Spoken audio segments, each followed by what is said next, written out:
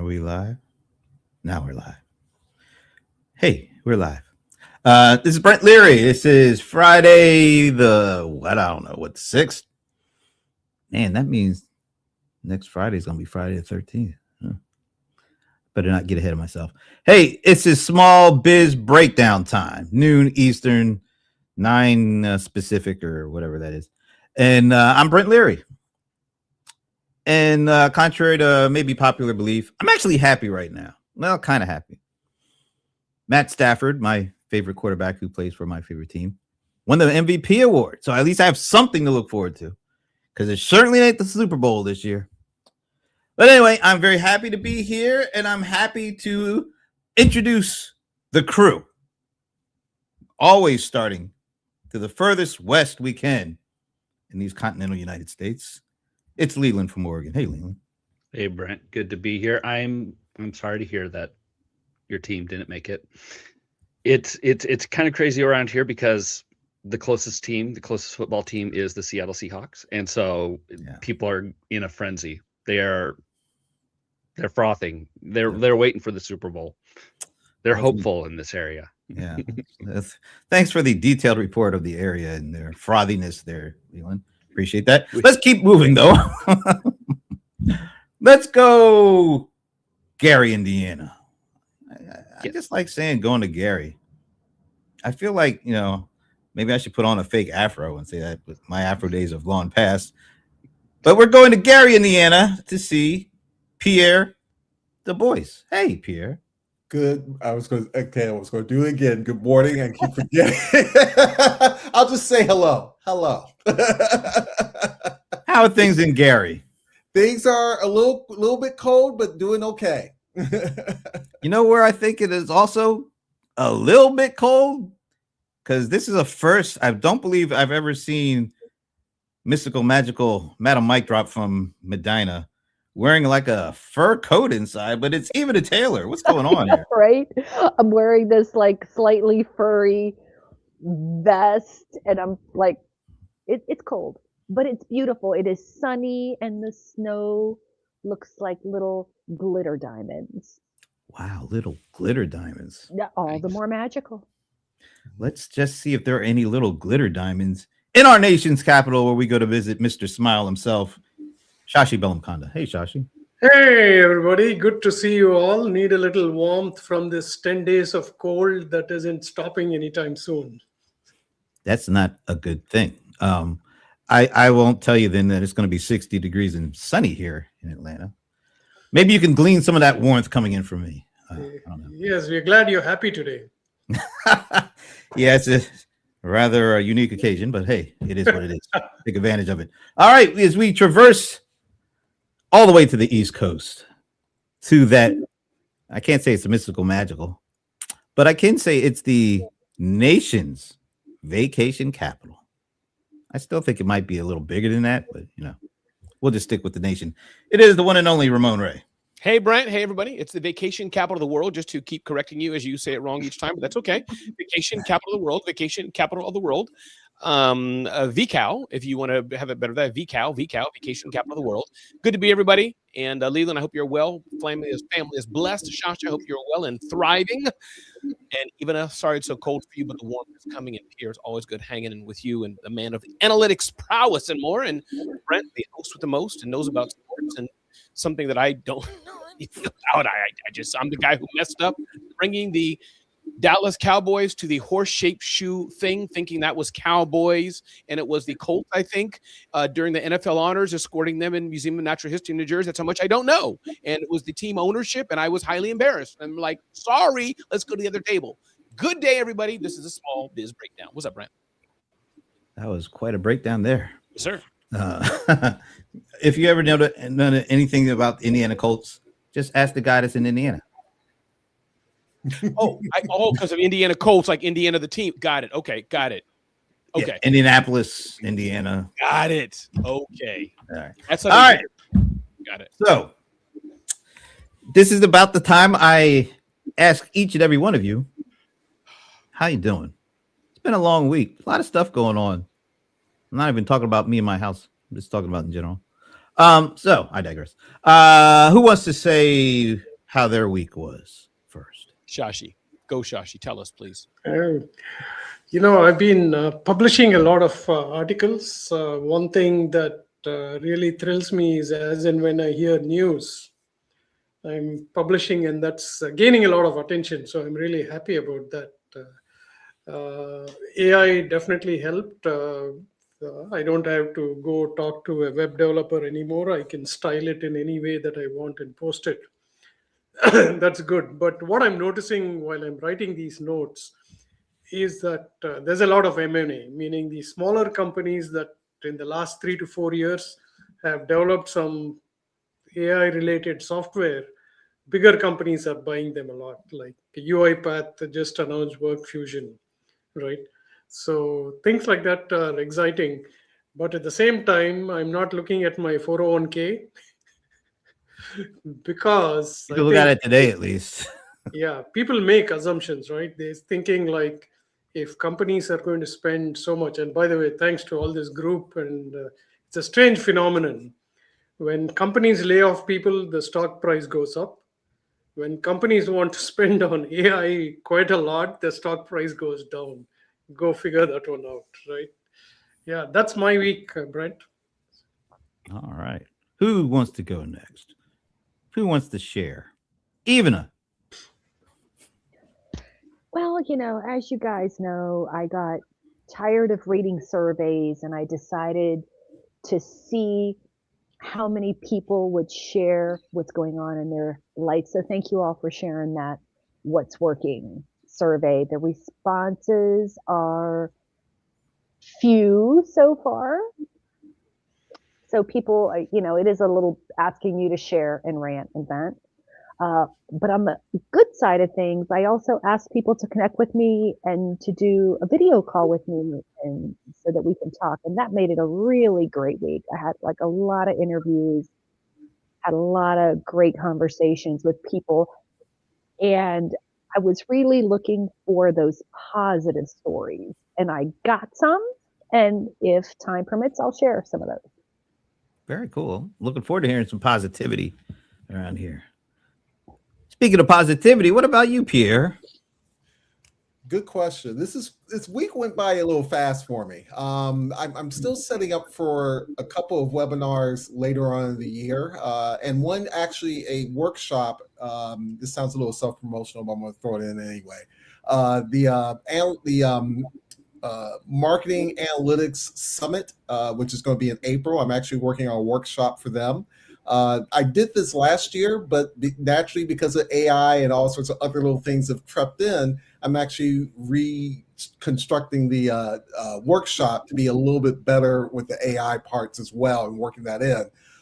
So it's taking a little bit. So this week went by as a blur. I'm still kind of thinking far out, but I think part of the reason that this week went for a blur for me is just because thinking far out, you start overlooking what's going on during the week.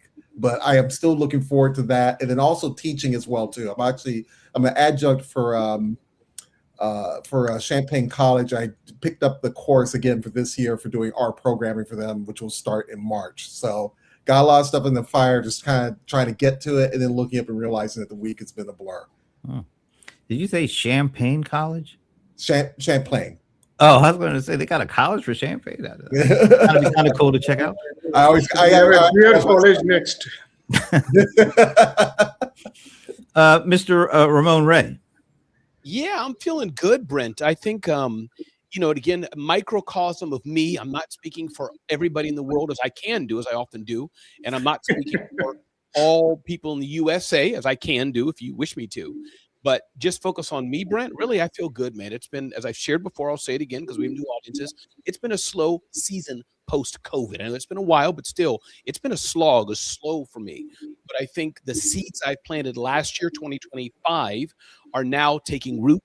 And so my own business, as far as my own personal brand, online shows, brand representations, I'm doing coaching, which I never thought I would do before. All that is growing. I'm seeing things slowly. It's no hockey stick, but it's on the up. So me personally, I'm okay. But I know as I see Evena, she represents the small business owner.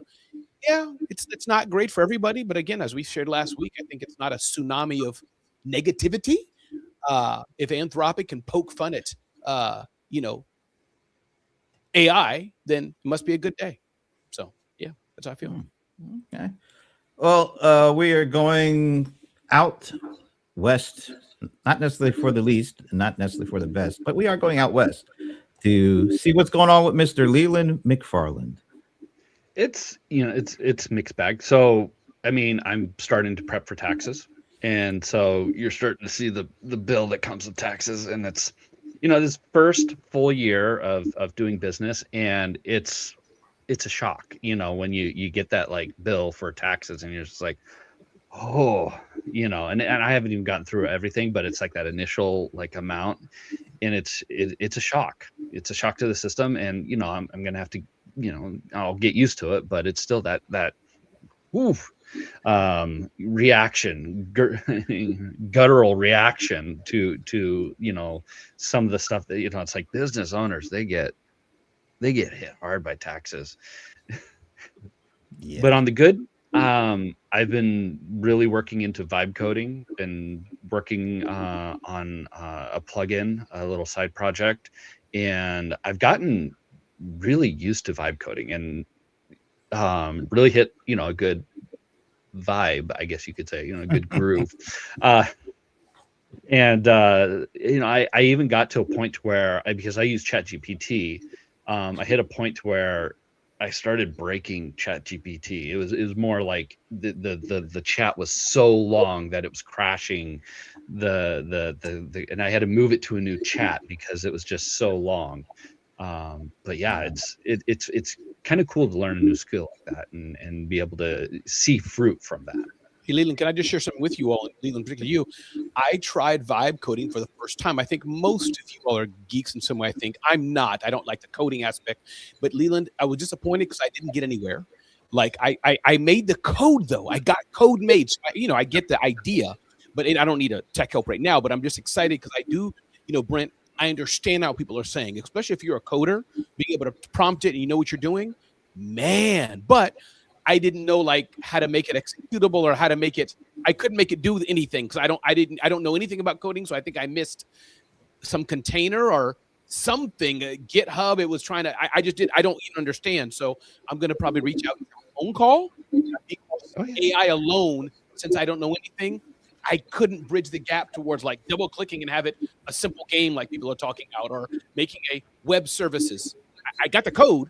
I don't know what to do with it, but I'm excited because I see the potential. So, hey, we're gonna see each other next week, so we can talk. Cool. Then.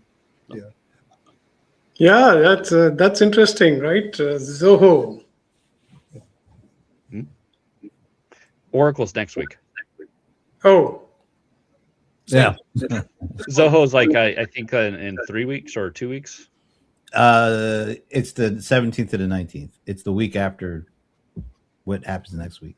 Larry said he wanted to talk to me and Leland about some things. Shashi, don't worry what it's about, but like him, maybe some $1 million thing he wants our input on. So yeah, I wonder we're going to. All of us are going to probably get together so often in the next few months that we'll get tired of seeing each other's faces, I guess. Never. Shashi, I could see your face all day. Let's move on. That's what you're here for, Brent. So you're the guardrails of the group, Brent. You're the one.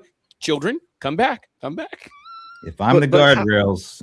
How was your week, Brent? You ask all of us how our week is. How was your week? Yeah, this is probably not the best week to ask. In the middle of a construction zone. I guess. Besides that, Brent, if you took that out, Brent, and everything was perfect. Brent had a major issue in his home, but besides that, Brent, how was your week? Try.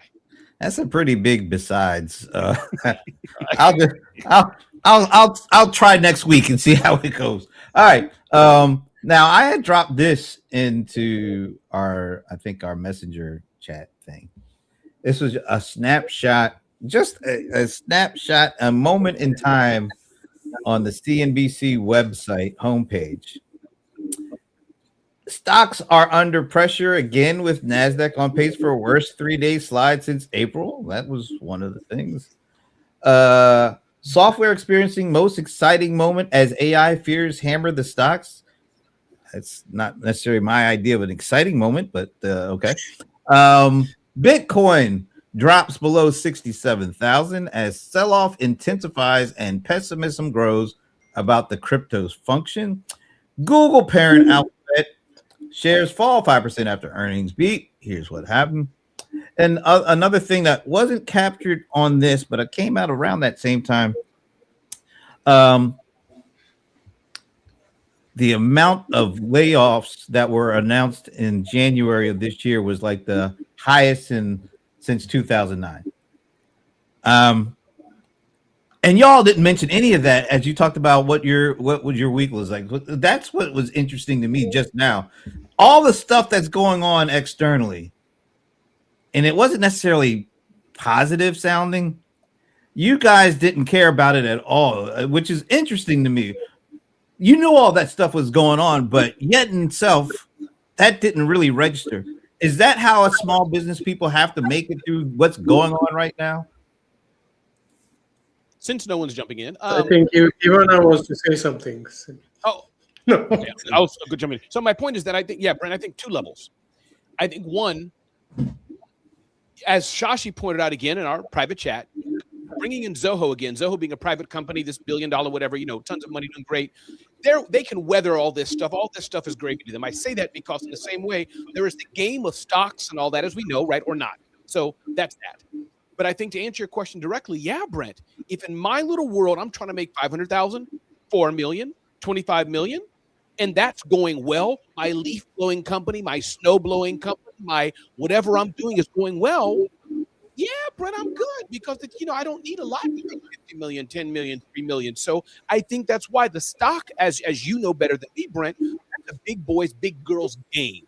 That's a different game, and the headlines are going to be a different barometer than what the real regular people, how it affects us, especially in AI. So that's my 2 cents, but someone smarter than me maybe jump in and say it better than I said. But I think that's why we didn't say it. And I think stocks are important, but it's not like stocks of where the housing market went down.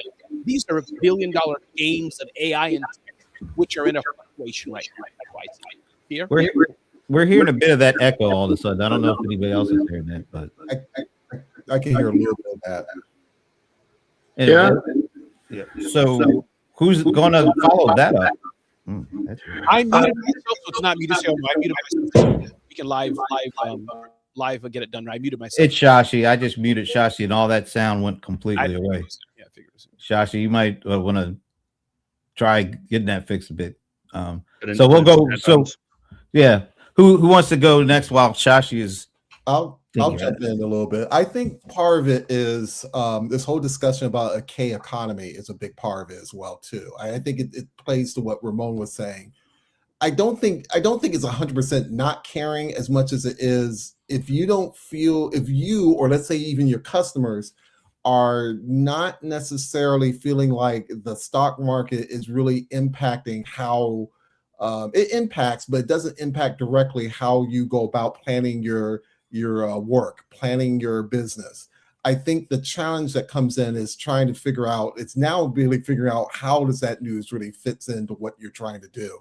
I think this is a little bit more of that K economy type of influence, where if you're in the top 10% or so, of course you're going to pay attention to the stock markets and a lot of things that go on.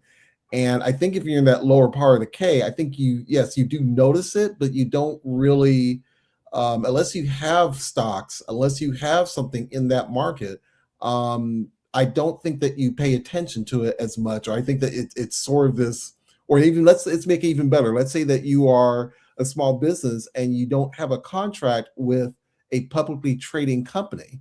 I think that type of news becomes almost noise a little bit. So it almost feels like there's a little bit of a disconnect. But I think part of that is just, I think part of this K economy discussion that comes up a lot when we talk about what's going on in the economy, I think it's hitting home in terms of how we listen and how we pay attention to things.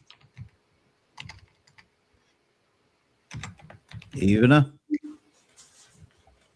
Boy, amen to what Pierre said, because as you were talking about K economy, I got, my utilities are, what do you call that? Direct pay, like from your bank, and then you get a notification that it went through, right?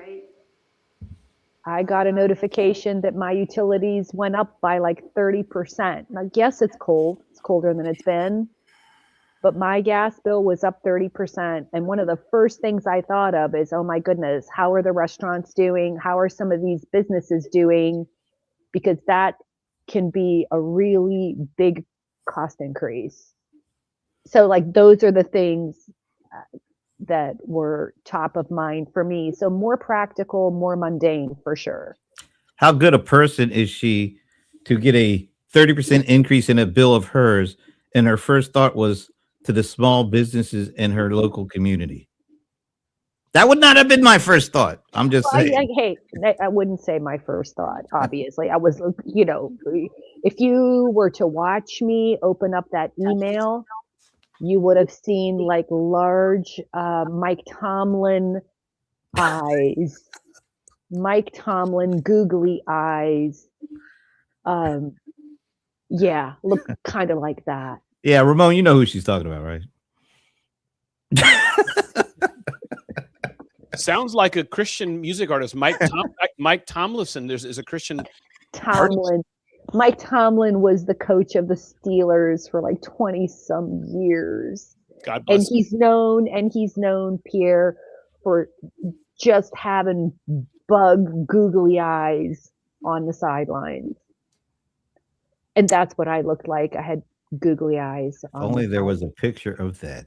Yeah. It was just, Nice. you know, like you can just imagine the email comes through and it says like whatever the gas, you know, energy, whatever. Oh yeah, the First Energy, the people who had the largest political scandal in the history of Ohio of just stealing money from, you know, customers. Yeah, that bill says you know, your payment went through, and I'm like, oh, so you know, you see the thing and you're like, oh, and then you're like, oh, like that.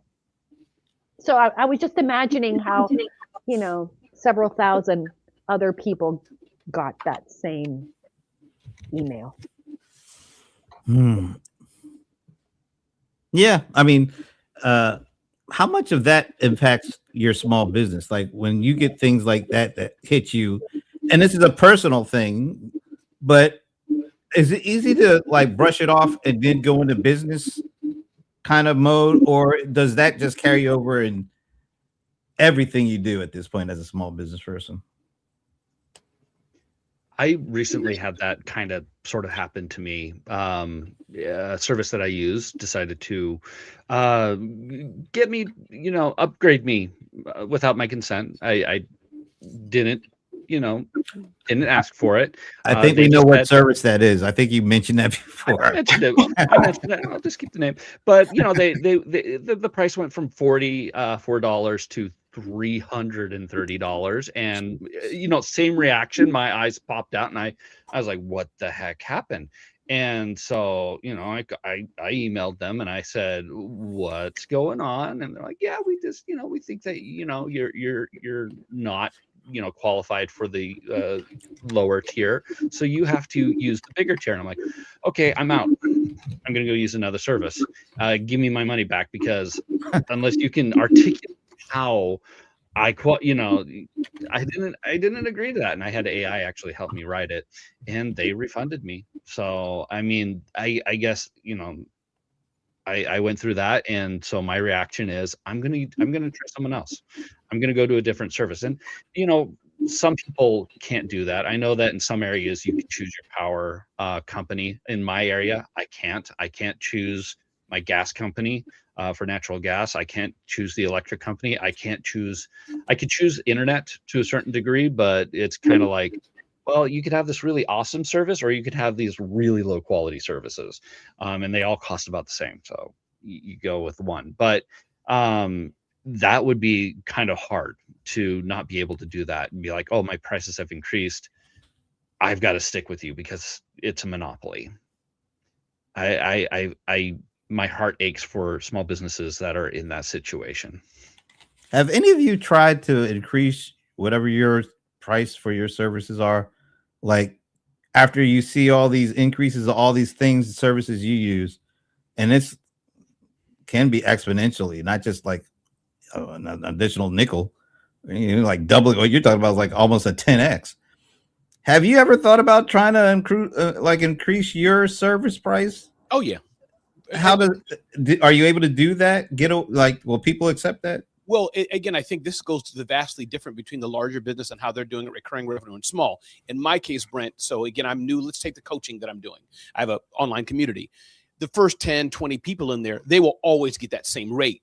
But now that I tested it, I've proven it, built it on them, the next 50, next 100, that'll be different rates. So if that's helpful. So even other coaches I work with, Lamar Tyler, nobody, and the small side, rarely have anybody change the price on me midstream. It's the next set who comes in, if that's helpful. Now for the big brands, yeah, they'll send out all 50 million people. It's up by 2%.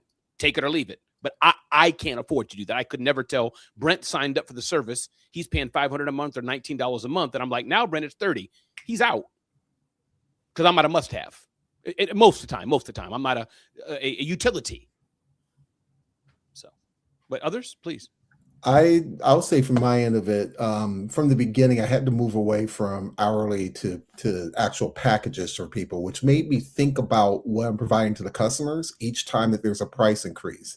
I think as small business owners, I think to what Ramon just said, and then definitely what Brent, what Leyland just mentioned, you have to really message what it is that the person is spending on. What is the value for this increase?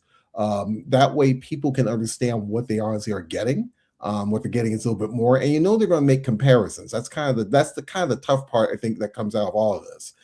They're going to compare you against another competitor and see what it is that they're getting out of it. So if you're able to explain that increase and to have something of value to them that the customer can look for, I think that's the part that you need to have to kind of smooth things over a little bit. Basically, I think that's a must-have. And I like the fact that with Leyland and Ramon, that they brought up the whole idea of a utility sort of has a monopoly on people and can make a rise and kind of just shrug their shoulders and go, it happens. We're seeing that here in Indiana as well with utilities, the same way.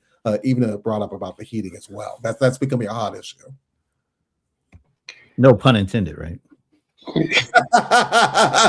Yeah, no pun intended. Yeah, that's true. I think the small businesses should not fall into the trap of all these, especially software companies that say, like, if we can increase the price and get away with it, why not? Right? I think for small businesses and for large businesses, the principle should be enhancing and providing new value, like you said, Pierre.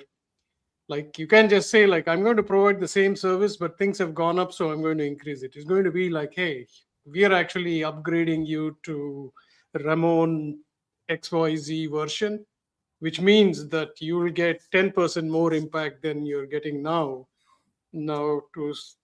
For the costs of doing this special service, we're going to increase your price by 15%. You never get that. You just get an email saying, hey, by the way, we are going to start charging you more from next month, not even asking you for your permission.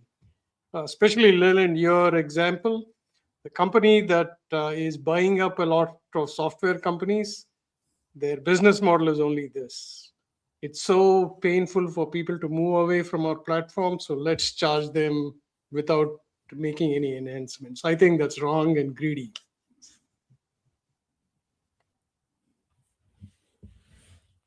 Even did you answer that one? Yep. All right. Just want to make sure I got it. It's really interesting. All this week I've been on a lot of these conversations. And as much crazy stuff is going on around the AI thing, we're actually able to talk about stuff business related that wasn't at all about AI. How often are you able to get away from AI and talk about other things that are going on with your business that aren't specifically AI focused? Is it hard? Are you able to? What are those things that are not all about AI that you're able to talk about and do something about personally or in your small business that has no AI at all? Mindset and family. When that's one thing that comes up quite a bit. It depends on the circle, depends on where we're going. I know we lean towards tech here, but I think that at the age of 53, having 2 grandchildren, having a sister who was just in the hospital briefly, just for something she was going through. Point being is that this is life. Each one of us, looking at the squares here, each one of us, our friend John Lawson, right? He's shared publicly he'll be in dialysis 2 times a week. So this is life, people. So I think that's the thing that I do talk about a lot, economy and all those things, but it's life. Where are we going? What are we doing? Are you spending time with that daughter you didn't spend time with for 10 years because you're building your business? Or is your son still have an addiction? Or you and your wife still split? Whatever the thing is. Or some of us, do you have a flood in your house? Sorry. Whatever it may be. So life is life. Can we move on, please? Mindset and family, those things. Besides, Yeah. What are the other things that are un-AI related that have you questioning or doing something about it? It has nothing to do with AI right now. Relationships. Okay. Right. And so I am going to bring up my little conversations in my survey. I think it's interesting that even though neither my survey nor my discussion guide had any mention of AI in it at all. Mm. I think it's interesting that the people I spoke with, somehow it had eked into the conversation. But more than anything, it's the idea that relationships are what are important. The direct conversations, the building those relationships, and AI's job is to make more of those moments possible. Who else has something that's not AI focused? I'm going to build a little bit on what even Ramon mentioned. And they're right about the relationships and life happening. I think the toughest part of entrepreneurship is as you kind of go along, there's going to be these mile markers. You got to sit and just go, what is serving me in these conversations that is helping the relationships, and what are the things that are no longer helping? I think you have to kind of sit down and do that at some point. I think it's hard at the beginning. I've had people I've talked to about entrepreneurship, and the thing I usually tell them is, at least the first 2 years, it's hell, but it's hell because you're trying to figure out how certain things interact with each other, and then you can start really managing what you're doing.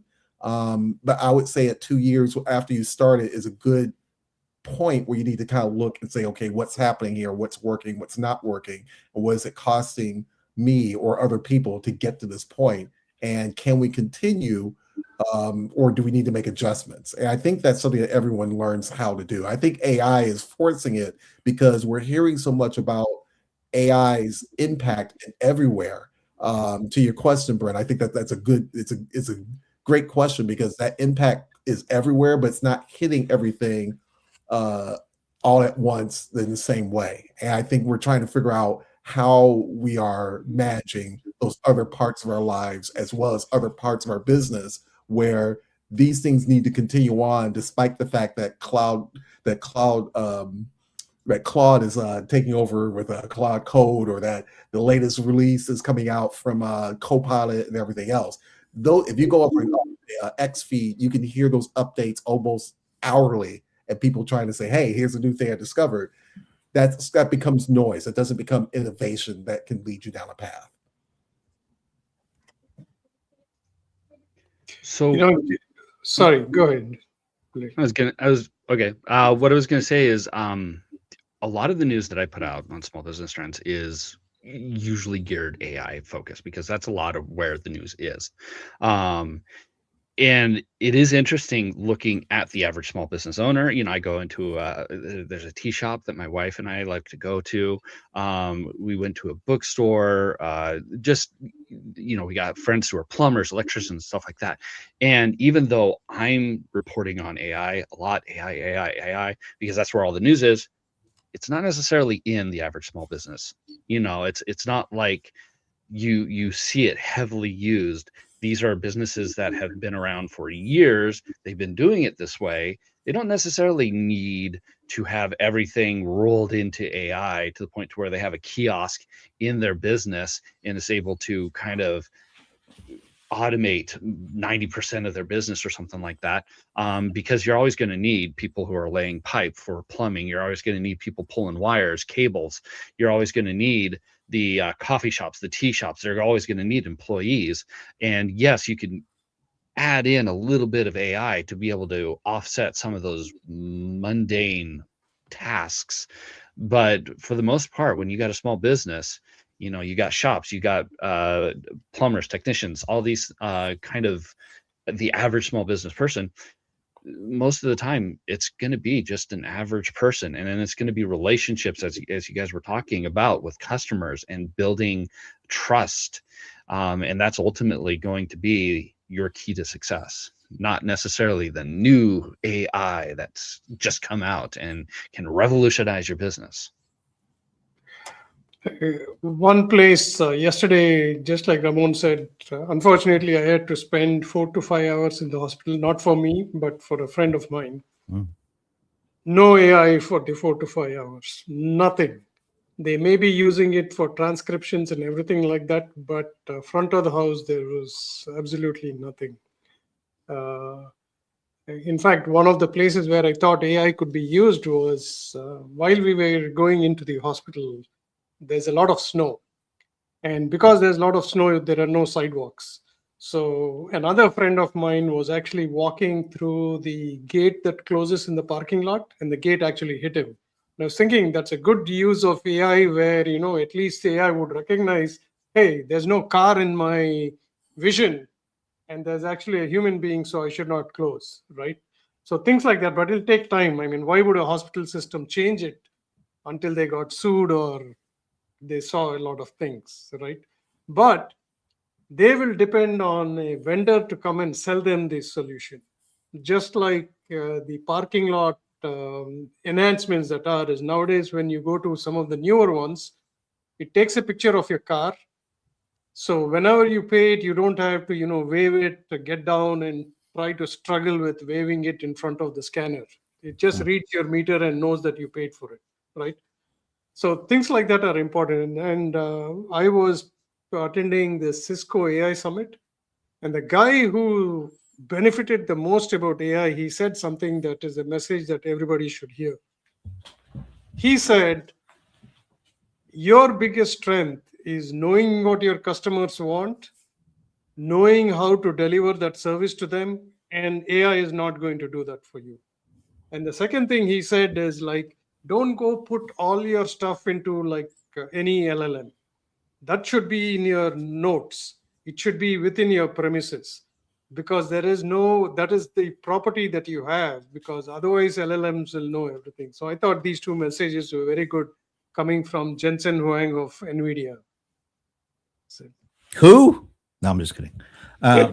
Jensen's a smart guy, man. I love that guy. That guy's humility and just how he thinks and how he speaks.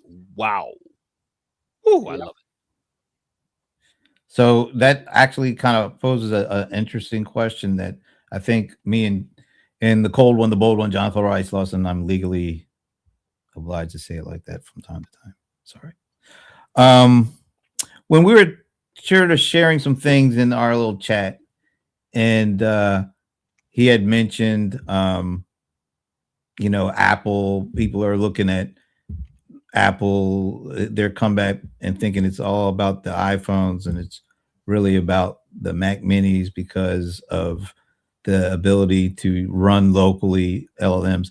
And I literally had that conversation about a year ago, and I've been following this dude on YouTube, Alexander Ziskin or something like that, who he actually buys these kind of, I will say, relatively inexpensive Mac Mini machines and the Mac Studios and all these Mac things.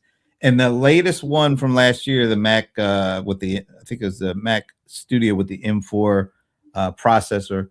It allows you to put as much as 512. I know I'm geeking out. I'm sorry. It's got to go through this part of it. 512 gigabytes of RAM on this little box. And with that much RAM, you can literally take a lot of these pretty sizable LLMs, download it, run it right on your own local machine, so that you don't have to have your data in the publicly available LLM. You could literally download whatever LLM you want, as long as it runs in the parameter of the hardware that you have, and it'll all stay. Your data stays local. Everything you download the LLM, and then you let it run on, and you're able to basically have your own private LLMs. And you're seeing a lot of people buy these Mac Mini kind of things. Now I have one, but I don't have the kind of one that I don't want to spend $10,000 right now on, because in order to really be able to run it and run it quickly and efficiently, you're going to have to get that big boy with the 512 gigabytes of RAM on it. And that's a lot of money. Like I said, 10,000, those suckers can go up to 15,000, but you're seeing people buy racks of these guys. And so you could have 4 Mac studios, like in your own little Mac farm, which means you could download all these, with the billions of parameters and all the different LLMs, and you can see how they run locally. And I immediately said, are we going back to the 90s? Because in order for that kind of stuff to run, Ma and Pa Kettle are not going to be trying to build those kind of things out just because they want to be able to run stuff local. No, remember back in the day in the 90s when local lands started out and people were buying PCs and they were trying to network their computers, and like these small business people, and they were buying stuff and installing software and getting these PC lands, and they had their little tech guy that was kind of handling all that for them. And then at some point, that thing called the cloud opened up, and you didn't have to run all that stuff locally. You didn't have to take care of all that and have to think about it. And we immediately started moving up there, and the little tech guy got left all by himself. Are we ready to go back to the little tech guy in order for us to run our LLMs? Because that means you're going to have to pay these guys as opposed to work with the ones in the cloud. Are we ready for that? Are small business people ready? Because you can actually have a machine that can run all this LLM stuff locally. Chances are you're going to have somebody who knows what the hell they're doing to get that stuff all up and running and keep it running. Or is this way too much for small business and we're just going to stay up in the cloud and not worry about that? What do you see going on? You're not talking about OpenClaw, right? No, I'm talking about having a machine or multiple machines that have so much RAM and so much capabilities that you can literally run all those public LLMs on your private machine and keep all your data and all the processing local, as opposed to paying your monthly fee so you can run all the credits that you need and put your data up there with everybody else's data. Are small businesses thinking that we'll be able to do this, go buy our own servers, have our data running locally? You don't have to worry about how much processing you're chewing up because it's all going to be local. You're geeking out, Brent. Stop. Brent. That's what I'm asking you guys. That's what I'm asking. That's what John Lawson thinks that's going to happen. That's what I'm asking you guys. Come back to us. No, I think actually, Ramon, geek case, and I think sure people will do that, but I think if you look at what's happening now, we're just postulating. I think 90%, 95% of the average small business, all cloud-based. We don't want to do all that work, but some of the geeks might. Leland will, Pierre may. So I think that in certain cases. Hey, what about me?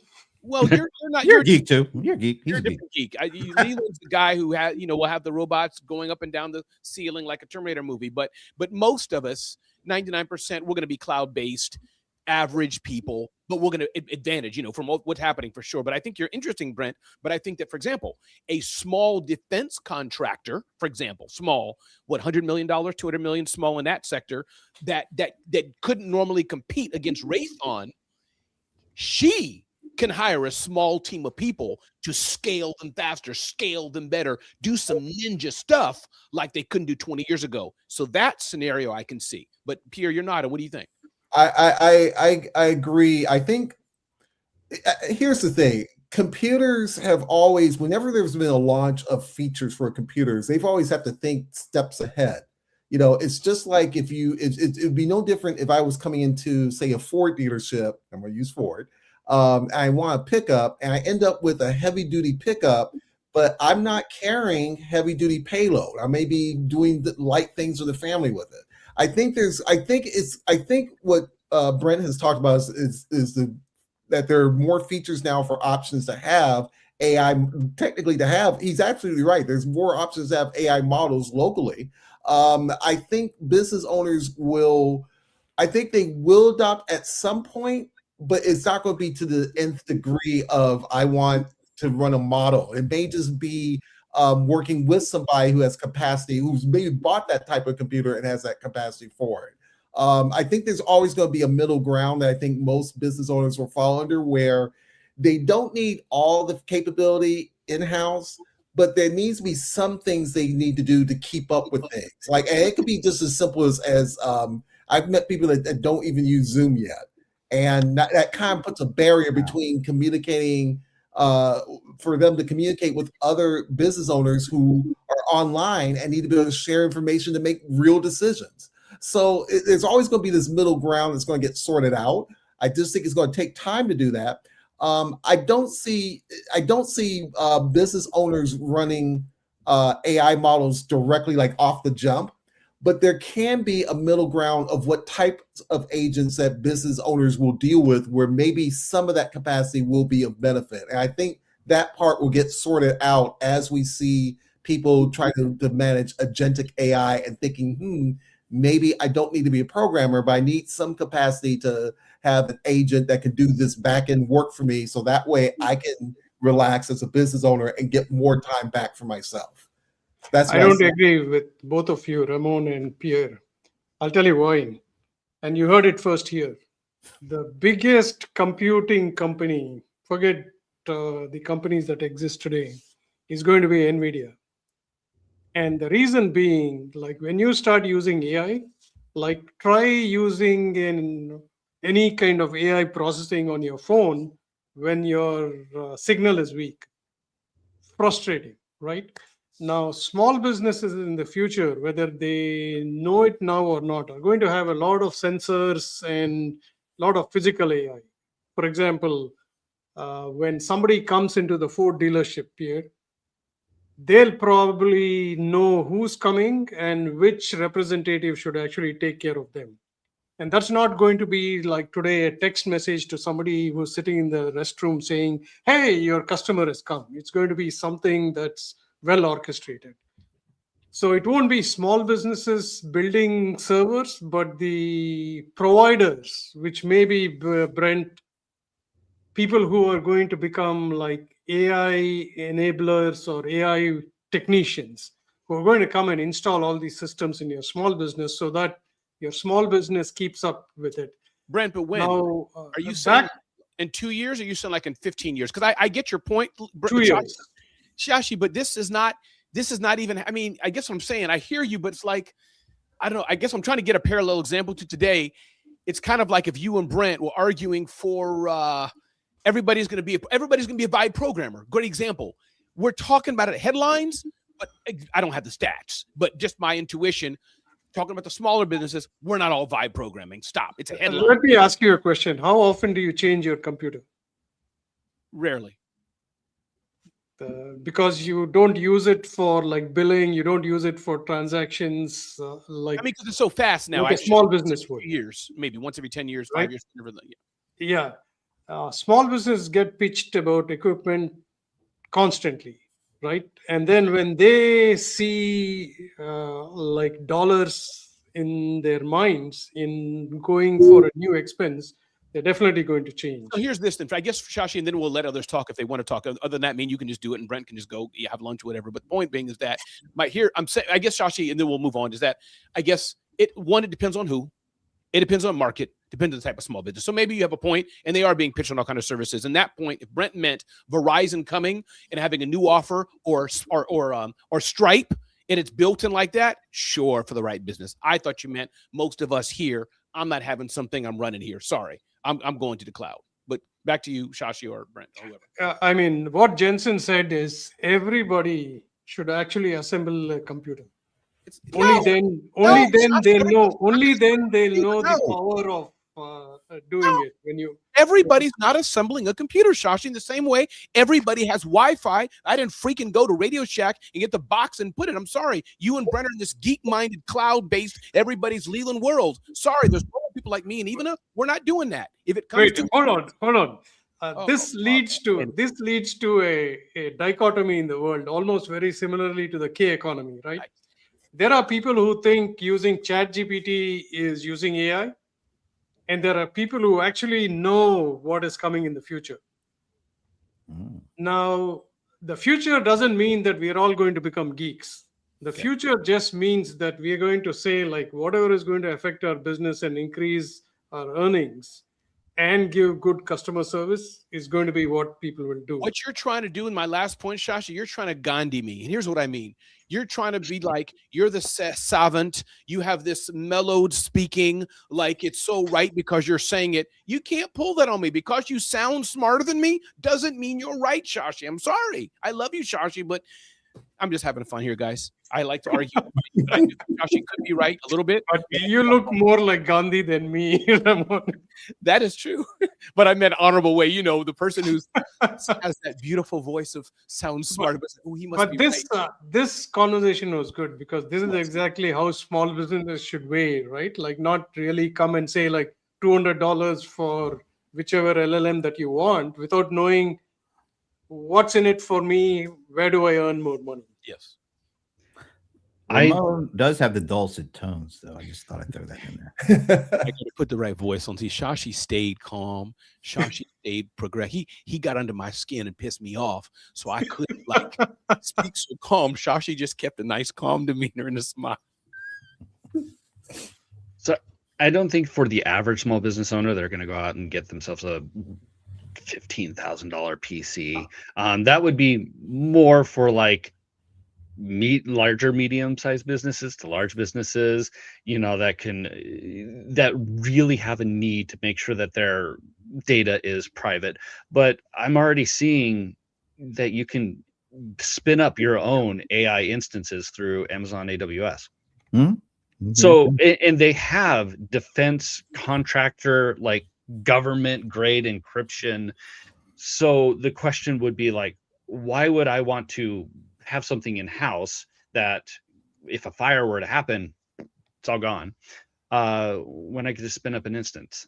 And a couple of reasons why some people might do that. Now, I don't know if a lot would do that, but there at some point it becomes cheaper, because if you're already paying like a couple $100 a month, and then you start doing something that gets real intensive, and those tokens are really flying off, that's all going to be an additional cost. So if you get to a certain point where it actually is cheaper to go out and buy something and run it all locally, there's going to be some folks that might do that. I have a technical question. That's a clarifying question. You just brought it up, Brent. This idea of becoming cheaper. So I remember this week I've seen some videos. I think it had to do with Claudebot, right? So like the one is security that people are most concerned about, but the second thing that was a close second was price, because this power comes with, like, people were surprised. We were just talking about being surprised by a utility bill or a software bill. It's one of those things. This guy came back and said, oh my God, I got this like $400 bill for the power that he was using, but I'm not sure if he was doing that in the cloud. Like, are you saying that that was all in the cloud? So if you're in the cloud, you are paying by the token, whereas if it's downloaded, you're not? Well, you're paying for the CPUs that you're spinning up and going through on the server that's at the data center somewhere. Whereas if you buy a machine and that machine is able to let you download the LLM and everything happens locally, all the processing, all that is local, then you're not paying anybody for what's going on up there.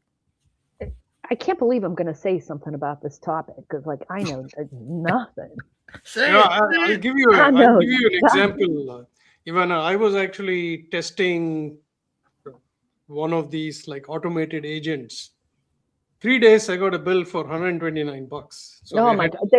This, you guys, is worth the price of admission. So like in the real world, right? I'm talking to small businesses every single day. These are like whatever. And let's bring up Zoho here for a minute.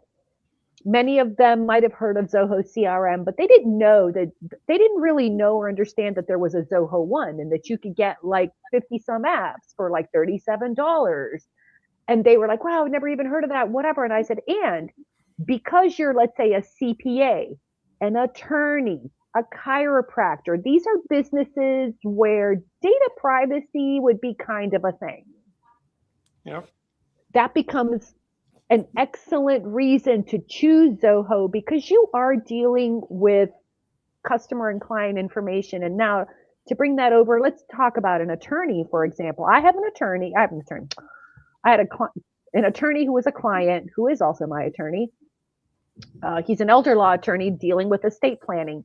He has had his own servers. So like he runs a certain kind of software that's got specific, client information on it. And that is in the office. And he pays a guy to come in and make that stuff. And he runs a paperless as much as you can be, which is unusual for an attorney. So, but that kind of stuff is living on that server. So I have to believe that, like, who mentioned it? Was it Pierre? Was it Leland? There are certain businesses where you get a lot of benefit from using AI. I could see that for an attorney. Absolutely. Right. Because now you may not need a paralegal. You may not need whatever. You can or somebody to go through these documents or whatever. It's a lot of boilerplate. Right. So I can see you're using AI, you're going to be using the power, and you need security. So a certain niche businesses, I can absolutely see doing that. Yeah. We talked about at some point, just like when we were first going into the cloud and buying, software every month, monthly user, it was a lot cheaper to do that than to spend $20,000 on hardware and then bring in some person or people to actually hook it all up and get your network set and then actually, make sure all your data is safe and protected and all. At some point, those prices per month got so much that now you weren't really saving a whole lot like you thought you were, or at least that maybe you were initially were. And this AI stuff is going that same route. I mean, you're just going to spend more CPUs and consume more tokens. And unless those per token prices come down dramatically, it's just going to keep going bigger and bigger. So that's why you are seeing people take basically a consumer grade piece of machine like a Mac Mini or a Mac Studio. I mean, they're good. Don't get me wrong. They're great machines, but they're not mainframe like we were dealing with back in the day. But people, because they are able to put so much memory in them, in these pretty big hard, terabyte hard drives, and the GPU was really originally was for games. Who knew those things would be great for running LLMs and all this stuff? So all this consumer grade stuff now is able to do things that you would have never been able to do. And so you are seeing people buy them and starting to use them like that because it's getting too expensive to actually use the stuff in the cloud.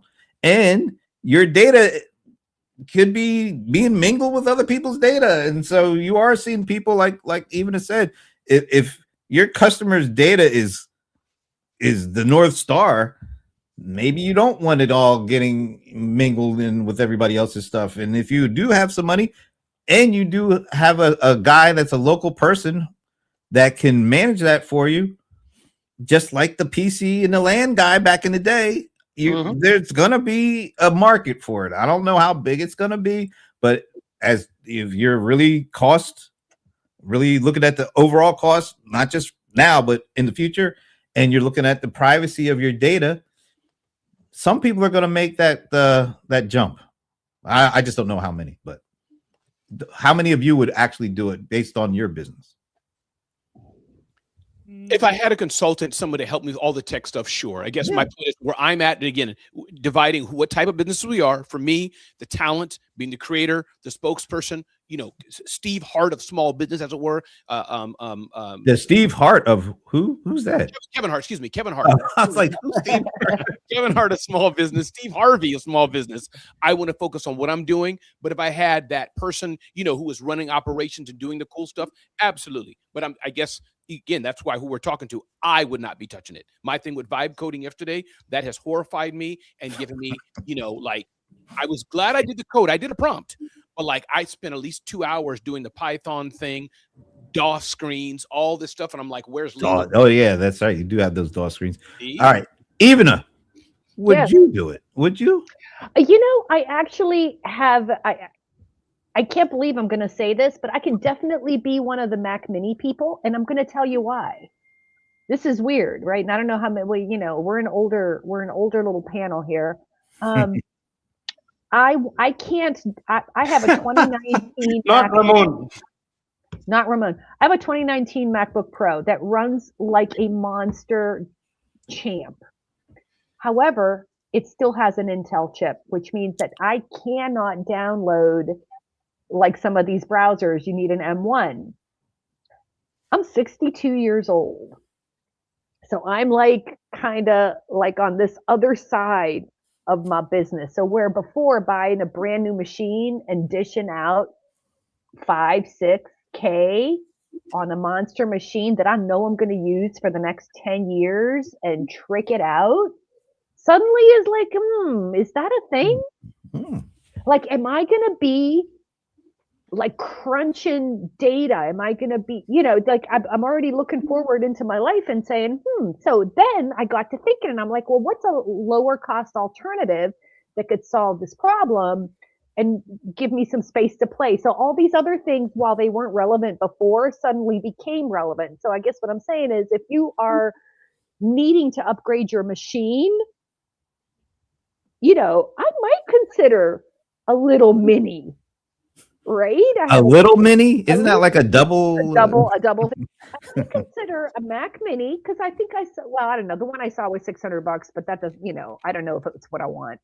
But still cheaper than 6,000. Right? So and if I understood that I can download this thing and I can, plug in, somehow figure out how to use it with my laptop, where it's not going to mess anything up. I could play with AI. I could do all the things. It would solve a problem for me. So that's me personally. Would I do it? I think I would. I wouldn't spend $10,000 on it. I'd spend maybe $1,000, $2,000 maybe. Okay. You're probably going to wait a while until it gets to that point, but I get it. That's understandable. All right. Pierre. Real quick, I'm sort of with even on this. Throughout my time, I always looked at replacing a laptop only when I'm starting to notice that there's certain hardware that I use that it's harder to upgrade.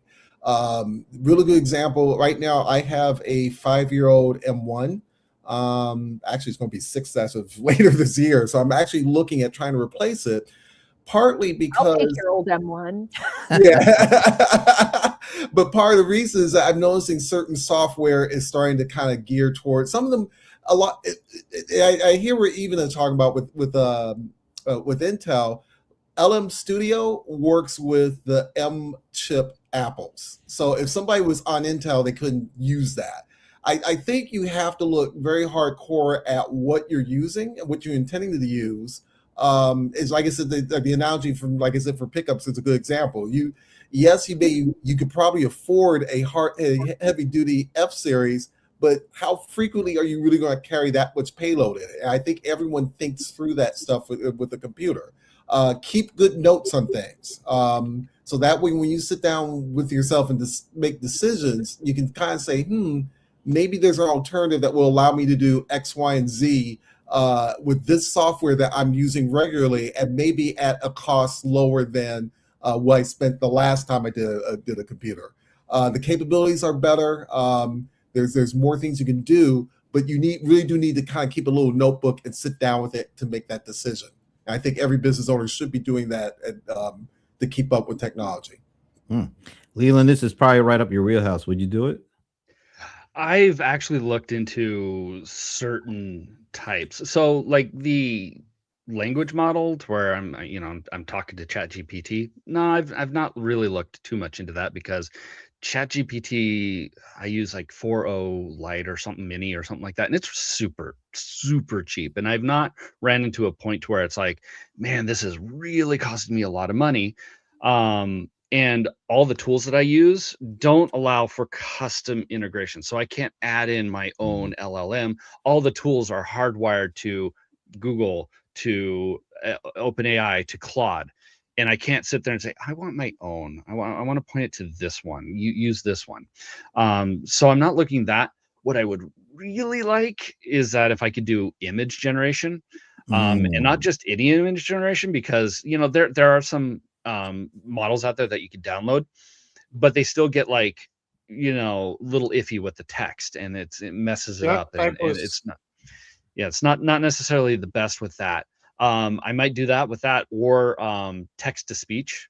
I've looked into that as well, and there are a lot of good options out there, and you don't need a Mac Mini for that one. You can actually install those on Windows or on Linux, and I've looked into those, but there are more hardware requirements when it comes to those. You need a lot more graphics card, and so it's like I got this beefy server, but it doesn't have a graphics card, or it has like the integrated graphics chip, so it's not necessarily the best for like image generation. And so it's like, yeah, I could do image generation, it'll take an hour to do an image, and it's not necessarily worth it for me to do that. Now if I could take an old laptop that has a graphics card in it, and be able to patch it in and do all kinds of weird cool coding things, then yeah, maybe. All right, I think I know the answer to this one, but Shashi? Yeah, I think one thing that I've learned in life is you should always think about what's tomorrow. Because what I learned 25 years ago, probably other than the actual experience, the technology wise, it's redundant. Like I was walking into technology after 10 years in hotels and starting off from the beginning, right? Like I'm talking about when email was first introduced, when Google first came into the picture. So my lesson is like, don't follow the hype. So the hype is ChatGPT, keep going and thinking about all. The hype is TikTok, YouTube Shorts, all of them is hype because the people who are making a lot of money are the people creating it, not you, right? But for you, you have to identify, like Leland, you seem to have identified what is it that you can save, increase your content production, image creation without having to spend a lot of money with other people and also time, right? So that's exactly what you should do. And Ramon, my advice to you is you're probably trying to go the code developer route with vibe coding. I think there are much simpler ones like if you wanted to make a blog post from your YouTube video, which is well styled, extract some quotes from you, you can probably do it within 1 hour and it will be a good product.